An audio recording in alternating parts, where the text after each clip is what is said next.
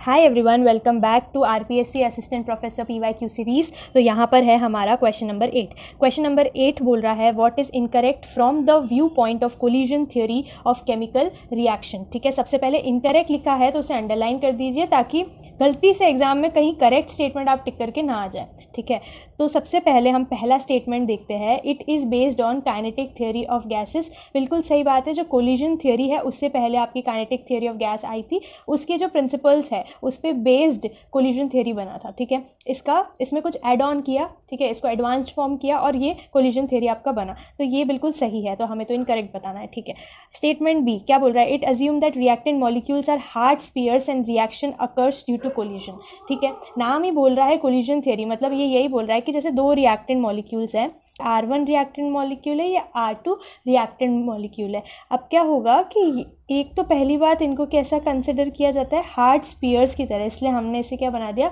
ये। ठीक है, और है ना, ये आपस में एक दूसरे को अप्रोच करेंगे। ठीक है, और ये क्या करेंगे, कोलाइड करेंगे और कोलिजन के बाद क्या बनेगा, आपका प्रोडक्ट बनेगा।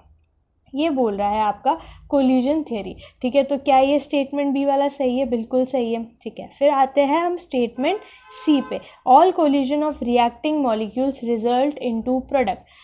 क्या ये बात बोलता है कोलिजन थ्योरी कि जितने भी कोलिजन रिएक्टेंट मॉलिक्यूल के होंगे सारे के सारे प्रोडक्ट बनेंगे? बिल्कुल भी नहीं बोलता है ऐसा।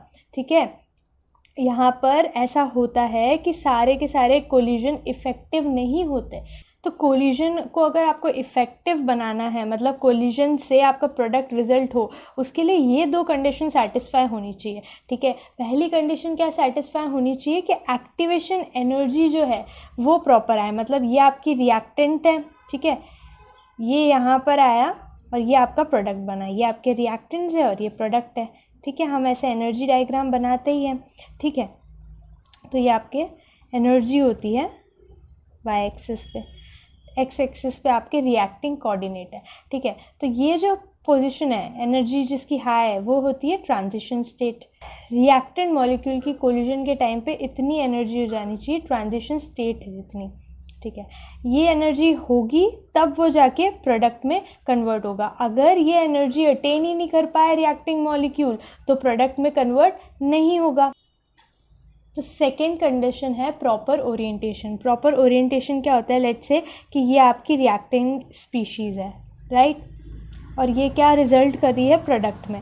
तो एक तो हो सकता है पाथवे की लीनियर ओरिएंटेशन बन जाए, तीनों के जो सेंटर है वो आपस में अलाइन हो जाए।